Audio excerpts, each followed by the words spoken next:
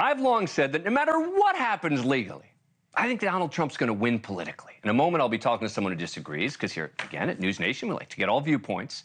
Here's how I see it. Acquittal, big victory for Trump. Hung jury, also huge win for Trump. Somehow convicted of a misdemeanor, won't serve time. Trump team will be able to argue that the felony case against him was just political from the start. And even if it's a felony conviction, it's the lowest level felony in the state, so he could escape any jail time. And imagine if he's sentenced to jail time for this case. Then he can really play the victim with a stronger argument. You can see him comparing himself again to Nelson Mandela, but this time actually from a jail cell. So far, his campaign's been using the case for fundraising and a major get-out-the-vote effort. We heard the message as he was coming into court this morning. This is political persecution. This is a persecution like never before. Nobody's ever seen anything like it. And while that messaging has seemed to resonate thus far politically, here's the other side. A survey from Ipsos from the first week of April shows that 13% of those who say they would vote for Trump today said they would not vote for him in November if he were convicted by a jury of a felony before then. That number including nearly a quarter of Republicans. Sorry, that's so confusing there, but I'm just not convinced they were thinking about this case. But many in the left-leaning media seem pretty certain of it.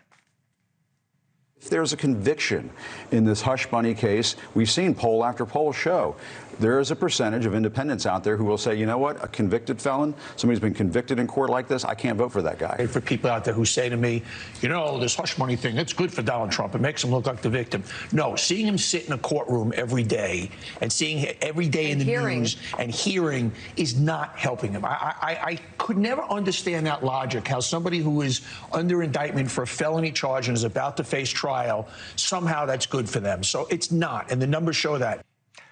I love Donnie, but I'm one of those people who talks like this. But think about it, the civil case brought in New York against him, right? The evidence overwhelming of some degree of fraud, and the judge ruled, among other things, that Trump spent years grossly overvaluating his assets to inflate his net worth. You would think that goes to the heart of Donald Trump's brand. And yet even that ruling didn't seem to have any impact on him politically. So how could this hush money case have that sort of impact?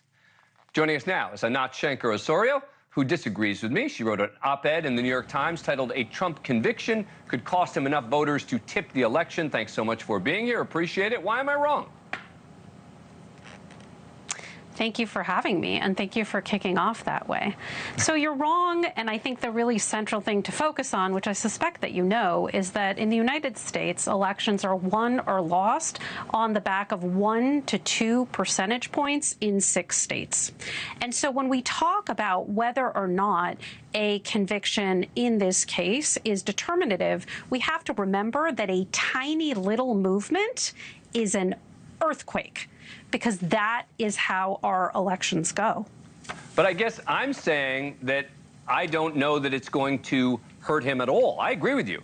1% or 2% could make all the difference, particularly in the swing states.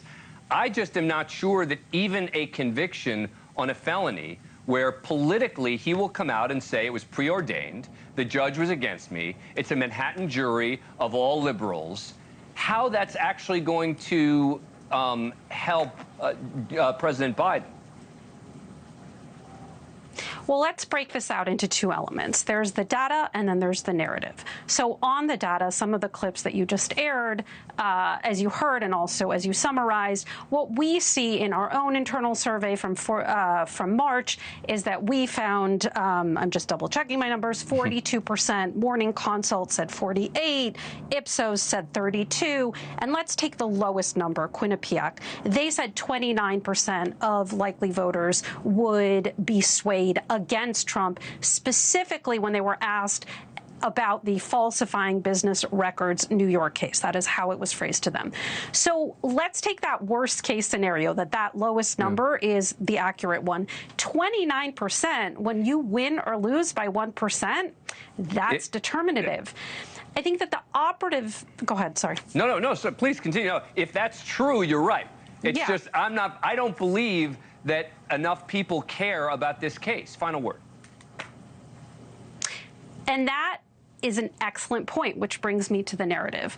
Voters are not for large part, lawyers. They are also not really tuned in. You would be astounded at our nightly focus groups, the number of voters who say, wait, the election's in November, huh? And so really what this election, like all elections, is a battle over the narrative.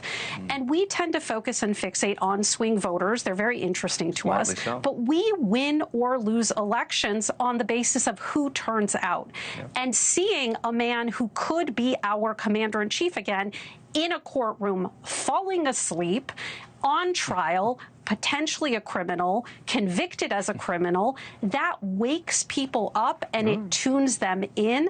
And it is that narrative that alters people's calculus about whether participating in this election and paying attention to the election is worth it in the first place. And that's what flips the election. It's not so much these swing voters. Here's the beauty of this discussion. There's no right answer. Thank you for watching. Go to newsnationnow.com to find News Nation on your cable provider. And don't forget to click the red subscribe button below to get more of News Nation's fact-driven, unbiased coverage.